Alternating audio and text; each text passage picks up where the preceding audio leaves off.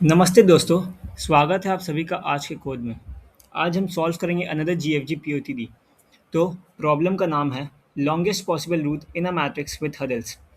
तो इस प्रॉब्लम की जो डिफ़िकल्टी लेवल है वो मीडियम है। तो आइए प्रॉब्लम को पढ़ते हैं और समझते हैं। Given a binary matrix math of size n cross m containing values 0 and 1 and four integers xs, ys, xd and yd representing the source cell xs, ys and destination cell xd, yd. Find the length of the longest possible path from source cell to destination cell. From any cell, you can move to its adjacent cell in the up, down, left, and right directions. 1 represents a traversable cell, 0 represents a blocked cell that cannot be visited. A cell can be visited at most once in a path. If the destination cannot be reached from the source, return -1. तो इस problem में हम लोग को एक matrix दिया गया math जिसका dimensions basically n cross m दिया गया है, ठीक है, जिसमें सिर्फ दो वैल्यूज़ होगा, ज़ीरो या वन। तो ज़ीरो का मतलब हो गया वो ब्लॉक्ड सेल है, मीन्स हम वो सेल को में नहीं जा सकते हैं। और वन का मतलब हो गया कि वो एक फ्री सेल है, ट्रेवर्सेबल सेल है, तो मीन्स हम उसमें जा सकते हैं, यानी कि हम जो भी अपना पाथ बनाएंगे वो उसमें हो सकता है, इंक्लूड कर सकते हैं उसको। लेकिन ज़ीरो हमारा ब्लॉक सेल है, ठीक है। फिर हमारे हम लोग को चार तो वेरिएबल्स दिया गया है, एक्स एस, वाई एस, जो हमारा बेसिकली स्टार्टिंग पॉइंट यानी कि सोर्स जो सेल है उसका हम लोग को क्रेडेंशियल दिया गया। और एक है हमारा x x d comma y d, तो ये हमारा डेस्टिनेशन सेल का कोऑर्डिनेट्स दिया गया। हम लोग को क्या करना है, हम लोग को लेंथ खोजना है लॉन्गेस्ट पाथ का from source cell to destination cell. और हमारे पास चार ही ऑप्शन है हर एक सेल पे, तो up, down, left and right करना होगा हम लोग को, ठीक है। और इसमें बोला गया कि a cell can be visited at most once in a path, और अगर destination can not be reached from the source, return -1। तो हमारा आंसर -1 होगा जब हमारे पास कोई भी एक वैलिड पाथ नहीं होगा from source to destination. Else हम लोग को जो भी लॉन्गेस्ट पाथ होगा उसका वैल्यू रिटर्न करना है। सो अगर आप बेसिक देखेंगे, ये क्वेश्चन में क्या बोला जा रहा है कि हम लोग हर एक सेल से हमारे पास चार ऑप्शन रहेगा, ठीक है। हम लेफ़्ट जा सकते हैं, राइट जा सकते हैं, तो अप जा सकते हैं या फिर डाउन जा सकते हैं, ठीक है। तो अगर आप देखें हम हर एक सेल पे हमारे पास चार ऑप्शन है एक्सप्लोर करने का। तो हम बेसिक यहाँ पे कुछ रिकर्शन का अप्रोच लगाएंगे, जिसमें मतलब मान लेते हैं अगर हम सेल अभी आई कॉमा जे में है, ठीक है, तो हमको अगर लेफ़्ट जाना होगा मीन्स हम लोग को कॉलम को श्रिंक करना पड़ेगा, मतलब कॉलम को स्लाइड करना है टुवर्ड्स सी लेफ्ट। तो हमारा आई तो कोऑर्डिनेट तो वही रहेगा, लेकिन जे हमारा इधर हो जाएगा, J-1 होगा फॉर द लेफ्ट, ठीक है। राइट हमारा क्या होगा, राइट सिमिलरली हमारा आई कॉमा J+1 हो जाएगा। हम लोग क्या किया, अपना कॉलम को एक बढ़ा दिया। फिर हमारा जो अप है वो होगा हमारे पास I-1 कॉमा जे, मीन्स हमारा कॉलम तो फिक्स रहा लेकिन हमारा जो रो है एक कम हो गया। और अगर डाउन जाएंगे तो हमारे पास ऑप्शन आएगा I+1 कॉमा जे, हम लोग का कॉलम फिक्स है लेकिन हम लोग अपना रो को बढ़ा दिया। तो बेसिकली हमारे पास चार ऑप्शंस आएगा। और हमारे पास एक केस ये होगा कि अगर हमारा मैट्रिक्स ऑफ आई ऑफ जे जो है वो इक्वल इक्वल टू ज़ीरो आ रहा है, मीन्स वो क्या है, एक ब्लॉक्ड सेल है, ठीक है। तो हम यहीं पे इमीडिएट रिटर्न कर देंगे, विथ सम नेगेटिव वैल्यू देंगे क्योंकि यहाँ पे हम लोग को मैक्सिमम देना ना, और ये हमारा एक इनवैलिड पाथ है। तो इनवैलिड पाथ के लिए हम लोग क्या करेंगे, कुछ एक नेगेटिव वैल्यू दे सकते हैं, नेगेटिव वैल्यू दे देंगे क्योंकि हम लोग को जो है क्वेश्चन में बोला जा रहा है कि मैक्सिमम यानी कि लॉन्गेस्ट पॉसिबल रूट खोजना होगा, ठीक है। तो इस टाइप से हमारा केसेस होगा। और हम लोग एक सिंपली एक विजिटेड मैट्रिक्स भी मेंटेन करके हम लोग को चलना पड़ेगा, विजिटेड ऑफ आई जे, क्योंकि यहाँ पे बोला जा रहा है कि cell can be visited at most once in a path. तो जब हम सेल को अगर मान के चल रहे ये हमारा पाथ में अगर इसका दो ही वैल्यू होगा, या तो वन है या फिर ज़ीरो होगा। तो ज़ीरो का मतलब हो गया कि हमारा सेल जो है वो मतलब विजिटेड नहीं है, मतलब अभी तक उसको हम अभी तक एक्सप्लोर नहीं किया। और अगर वन का मतलब, और अगर वन रहा मीन्स उसको हम पहले ही इस पाथ में इंक्लूड कर चुके हैं। तो इस तरीके से हमारा ये होगा। तो ये जो प्रॉब्लम बन जा रहा है बेसिक रिकर्शन और बैकट्रैकिंग का प्रॉब्लम बन रहा है। तो इसको क्या करते हैं, हम स्टेप बाय स्टेप सॉल्व करते हैं और आपको समझ में आएगा फिर। तो अभी हम सबसे पहले क्या करते हैं, हमारा एक बेस केस क्या हो सकता है कि हम लोग का स्टार्टिंग पॉइंट जो है एक्स एस और वाई एस, ये ही हमारा जो है क्या बोलते हैं ज़ीरो है इसका वैल्यू, ठीक है। मीन्स हमारा सोर्स ही मतलब ब्लॉक सेल है, तो हम चाह के भी वहाँ से शुरू नहीं कर सकते ना। अगर वहाँ से शुरू ही नहीं कर पाएंगे तो हम लोग डेस्टिनेशन में पहुँचेंगे कैसे? या फिर हम लोग सब कुछ एक्सप्लोर कर लिया लेकिन हमारा जो डेस्टिनेशन है उसका वैल्यू ही ज़ीरो है, तो हम कभी भी चाह के भी डेस्टिनेशन में पहुँच नहीं पाएंगे। तो ये हमारा सिंपल सा केसेस हुआ जब या तो सोर्स का वैल्यू ज़ीरो है या फिर डेस्टिनेशन का वैल्यू ज़ीरो है। तो हम इस केस में सिंपली -1 रिटर्न कर देंगे, क्योंकि क्वेश्चन में तो हम लोग को वही बोला गया है कि अगर कोई आंसर नहीं मिल रहा तो सिंपली -1 को रिटर्न कर दो। फिर हम लोग क्या करेंगे, हम लोग सिंपली इसका डायमेंशंस को स्टोर कर लेते हैं। n×m का हमारा साइज़ है, तो हम हमारा जो होगा समथिंग कुछ ऐसा बन जाएगा। ठीक है, अब हम एक अपना विजिटेड वेक्टर बना लेते हैं जिसका दो वैल्यूज़ होगा। तो हम बेसिकली बूलियन जैसा स्टोर कर लेते हैं visited n comma vector Boolean m comma zero. तो अभी हम बेसिकली क्या किए, एक 2D वेक्टर बनाए, ठीक है, विजिटेड नाम का, जो बेसिकली जिसका डायमेंशंस वही n×m है। लेकिन अभी हम सबको ज़ीरो किए, मीन्स क्योंकि अभी तक हमारा कोई भी जो सेल है वो विजिटेड नहीं है ना, अभी तक तो सब वो है। और अब हम क्या करते हैं, हम सिंपली एक फंक्शन कॉल करते हैं, जैसे हमारा फंक्शन रखते हैं, ठीक है। यहाँ पे हमारा हम लोग क्या क्या भेजेंगे, हम लोग को अपना सबसे पहले कोऑर्डिनेट्स भेजना होगा, एक्स वाई एस, ये हो गया हमारा स्टार्टिंग सेल यानी कि सोर्स सेल का कोऑर्डिनेट्स। फिर एक्स डी और वाई डी, ये हो गया हमारा डेस्टिनेशन का। और हम लास्ट में मैट्रिक्स अपना भेज देंगे, जिसके वजह से हम ये चेक कर पाएंगे कि हमारा करंट जो सेल है उसका वैल्यू 1 है या 0 है। और एक विजिटेड भेज देंगे जो हम लोग को ये बताएगा कि हमारा जो है जो करंट सेल है वो विजिटेड है कि नहीं है। तो अगर हम अब इस फंक्शन को लिखेंगे तो हमारा काम बन जाएगा। तो आइए हम बढ़ते हैं फंक्शन लिखने की तरफ। तो ये जो फंक्शन है ये हम लोग क्या है, एक इंटीजर टाइप का रिटर्न कर रहा है। तो हम सिंपली इंट फंक्शन लिख दिए। अभी हमारे पास 2 आ रहा है, ठीक है। तो इस तरह से हम simple xs comma int y s लिख लिए, ये हमारा वही सोर्स वाला हो गया। फिर सिमिलरली हम डेस्टिनेशन के लिए लिख लेते हैं। और अब हम दो तो मैट्रिक्स हम लोग को भेजना है, तो हम यहाँ से vector vector int address matrix भेज दिए और लास्ट में वेक्टर वेक्टर बूलियन करके भेज दिया। तो हम इसको क्या करेंगे, पास बाय रेफरेंस भेज रहे हैं। अगर हम इसको पास बाय रेफरेंस नहीं भेजेंगे तो हर एक जो भी हमारा स्टेट होगा उसके लिए एक नया visited direct copy visited vector जो है कॉपी हो जाएगा, जिससे हम लोग का और कंप्यूटेशन एक्सपेंसिव हो जाएगा।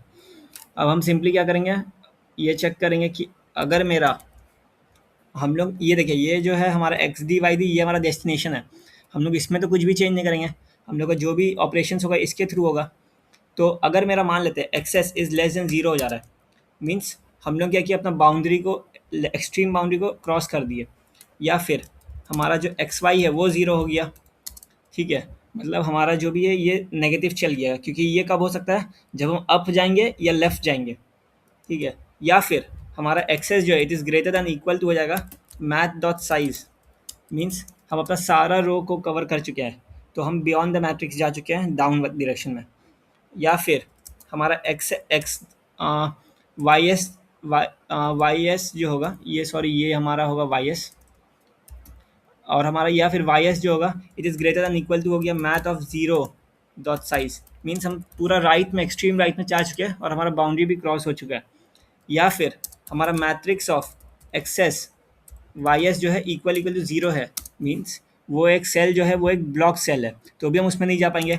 या फिर हम उसको पहले ही विजिट कर चुके होंगे कभी, ठीक है। तो ये हमारा कुछ केसेस हुआ जिसमें हम लोग को इमीडिएट रिटर्न करना पड़ेगा। एक हो गया, या तो हम एक्सट्रीम अप चल गए, एक्सट्रीम लेफ्ट चल गए, एक्सट्रीम डाउन हो गया, ये एक्सट्रीम राइट हो गया।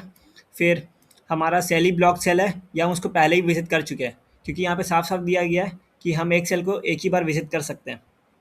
तो इन सब केस में हम क्या करेंगे, सिंपली रिटर्न कर देंगे एक नेगेटिव वैल्यू। मान लेते हैं -1 दे दिए, ये एक सफिशिएंट नेगेटिव वैल्यू है जो हमारा काम कर देगा।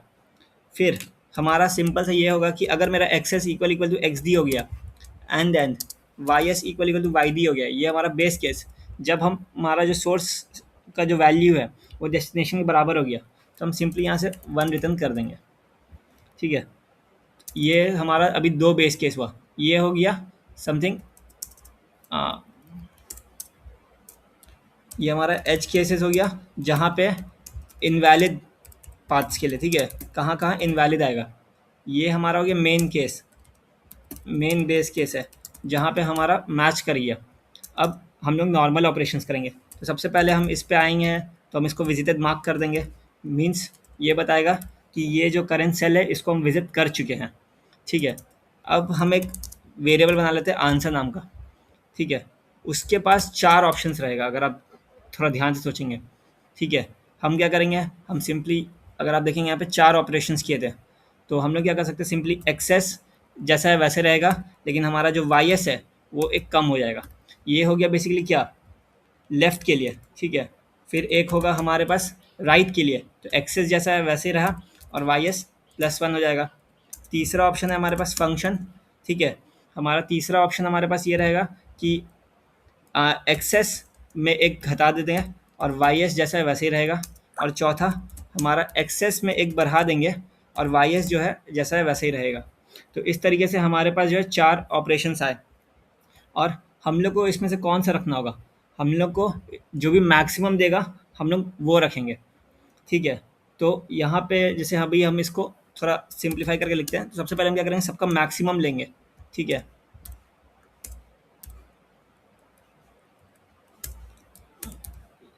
ये सब हमारे मैक्सिमम में रहेगा,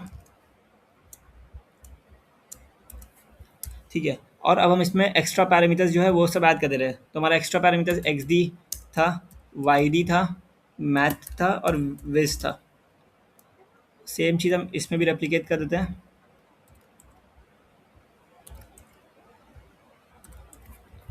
ठीक है।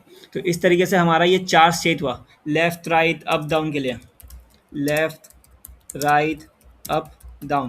तो इससे हम चारों स्टेट्स को एक्सप्लोर कर पाएंगे, क्योंकि हम फंक्शन को कॉल कर दे रहे हैं विथ चेंज इन कोऑर्डिनेट्स। और जब हम इस सेल पे सब कुछ कंप्लीट करके आ जाएंगे और हम अब दूसरा पार्ट तो एक्सप्लोर करेंगे, तो उससे पहले हम क्या करेंगे, हम सिंपली इस सेल को अनमार्क कर देंगे। क्योंकि अगर हम दूसरा पाथ एक्सप्लोर करेंगे, हो सकता है हम उसमें ये नहीं ले, या हम दूसरे तरीके से इसको ये सेल पे पहुंचना चाहते हो, तो हम इसको सीधा अनमार्क कर दे रहे हैं, अनमार्क कर दे रहे हैं। और लास्ट में हम क्या करेंगे, रिटर्न करेंगे 1 प्लस आंसर। तो हमारा आंसर क्या करेगा, वो ये सब से कॉल करके जो भी वैल्यू आएगा वो देगा। लेकिन हम 1 प्लस इसलिए कर रहे हैं क्योंकि हम करेंटली एक्सेस वाई एस को भी अपना पाथ में इंक्लूड कर रहे हैं ना, तो ये 1 प्लस वहाँ से आया, ठीक है। तो अब हम अपना कोड को रन करते हैं। यहाँ पे अच्छा सॉरी, एक्सेस एक्स वाई नहीं होगा, यहाँ पे वाई एस होगा, यहाँ पे भी वाई एस, ओके सॉरी, हाँ यहाँ पे भी वाई एस होगा। अब हम फिर से रन करते हैं, कहाँ गलती हो गया ये, अच्छा हाँ। और हमारा एक ये भी होगा केस कि इफ़ मेरा आंसर जो है अगर नेगेटिव वैल्यू आया, ठीक है, तो हम सिंपली क्या करेंगे, -1 रिटर्न करेंगे। नहीं तो हम सिंपली आंसर -1 रिटर्न करेंगे। ये आंसर -1 क्यों हो रहा है, क्योंकि हम क्या करेंगे, एट द एंड अपना डेस्टिनेशन सेल को भी काउंट कर लेंगे। लेकिन अगर हमारे पास मतलब मान लेते 4 एजेस है, सॉरी हमारे पास अगर 4 नोड्स है, तो उनके बीच में 3 एजेस होगा ना, तो हमारा लेंथ जो होगा पाथ का 3 होगा। तो अब हम अपना कोड को एक बार रन करते हैं, तो हमारा कोड आप देखेंगे ये सैम्पल केस पास करिए। और अगर आप कोड को सबमिट करेंगे, तो ये हमारा एक्सेप्ट हो चुका है। तो ये बेसिक एक रिकर्शन और बैक ट्रैकिंग का प्रॉब्लम था, जिसमें हमने क्या किया, हमने सिंपल सा ये एक फंक्शन कॉल किया। और ये है तो हमारा सबसे बड़ा बेस केस था कि सोर्स वाला सेल ही अगर ब्लॉक दे या फिर डेस्टिनेशन ब्लॉक दे। फिर हमने ये फंक्शन को कॉल किया, तो फंक्शन में हमने ये सब एज केसेस लिखा जो इनवैलिड पाथ्स का हो सकता है। फिर ये हमारा मेन बेस केस जहाँ पे हमारा वैलिड पाथ मिलेगा एक। और ये हमारा 4 तो हो गया स्टेज जहाँ पे हम पहुँच सकते हैं अभी करेंट से। ये बैक ट्रैकिंग में हम अनमार्क कर दे रहे हैं, मतलब अगला पाथ अगर हम चुनेंगे तो ये वाला सेल को हम कंसिडर नहीं करेंगे अब।